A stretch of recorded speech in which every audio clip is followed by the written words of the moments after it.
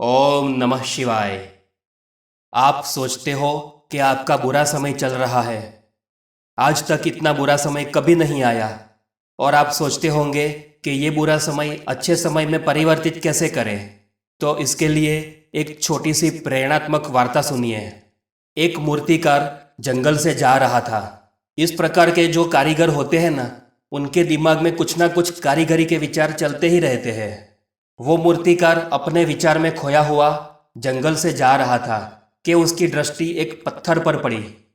तो वो मूर्तिकार वहीं रुक गया और अपने ठेले से सामान निकालकर पत्थर पर प्रहार करने ही वाला था कि पत्थर से आवाज आई, रुको, मुझ पर प्रहार ना करो, मैं प्रहार सह नहीं पाऊंगा, कृपया आगे बढ़ो, आपको मार्ग में दूसरे पत्थर भी मिलेंगे। मूर्तिकार दयालु था। उसने उस पत्थर को छोड़ दिया और अपना सामान लेकर आगे चलने लगा। जंगल में थोड़ा सा आगे बढ़ा तो उसे एक और पत्थर दिखा। मूर्तिकार ने सोचा, यह पत्थर भी ठीक लग रहा है, इसको उचित आकार देने पर सुंदर मूर्ति बन सकती है। मूर्तिकार ने ठेले से सामान निकाला और पत्थर पर प्रहार करने लगा, किंतु अब की बार इस पत्थर से कोई आवाज नहीं आई। वह उस पत्थर पर प्रहार करता रहा। पत्थर भी मूर्तिकार के सभी प्रहार सहता रहा और अंत में एक सुंदर सी मूर्ति बनकर तैयार हुई। किंतु मूर्ति बहुत ही भारी थी। वह मूर्तिकार उसे अकेले उठा नहीं सकता था। सोचा कि कम से कम 3-4 लोग लगेंगे इस मूर्ति को उठाने में, तो गांव से 3-4 लोगों को लेकर आऊंगा और मूर्ति को उठाकर ले जाऊंगा। इसीलिए उस मूर्ति को जंगल में ही छोड़कर चला गया। मूर्तिकार गांव गया और वहां एक नया मंदिर बनके तैयार हो रहा था। उन्होंने मूर्तिकार से मंदिर के लिए नई मूर्ति बनाने को कहा। मंदिर में मूर्ति की स्थापना करनी है।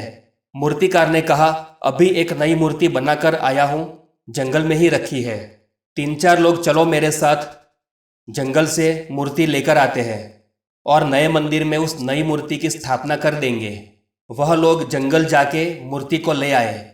गांव में बड़ी धूमधाम से मूर्ति का आगमन हुआ। भजन, फूल, हार, नृत्य के साथ गांव वालों ने मूर्ति का स्वागत किया। मंदिर में मूर्ति की स्थापना करी। अब मूर्ति की स्थापना तो हो गई, किंतु नारियल फोड़ने के लिए भी एक पत्थर की आवश्यकता थी। मूर्तिकार ने कहा कि जंगल में एक और पत्थर भी है, जंगल जाके वह पत्थर ले आते हैं। फिर से 3-4 लोग गए और वह पत्थर लेकर आए। अब वही दोनों पत्थर जो एक समय जंगल में थे, वह एक साथ मंदिर में स्थापित किए गए। किंतु एक पत्थर की पूजा की जा रही थी, आरती की जा रही थी, फूलहार से, सोने चांदी के आभूषणों से सजाया जा रहा था। वही दूसरे पत्थर पर नारियल फोड़े जा रहे थे। जिस पत्थर पर नारियल फोड़े जा रहे थे, उस पत्थर ने जिस पत्थर की मूर्ति बनी थी उससे कहा, तुम तो बड़े भाग्यशाली हो, तुम्हारी तो आरती पूजा होती है, श्रृंगार होता है, कितना मान सम्मान मिलता है, तुम्हें तो बड़ा आनंद आ रहा होगा।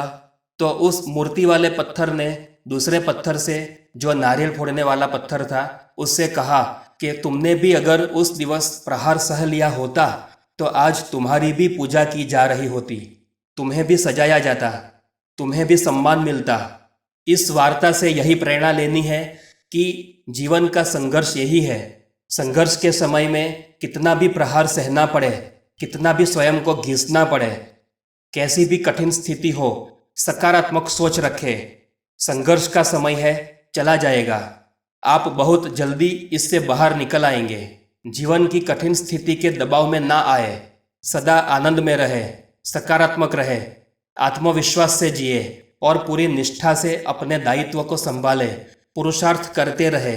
आपका भी समय आएगा, तब आप संघर्ष के प्रहार से इतने योग्य बन चुके होंगे कि आपके काम का, आपके नाम का, आपकी प्रतिष्ठा का सम्मान होगा।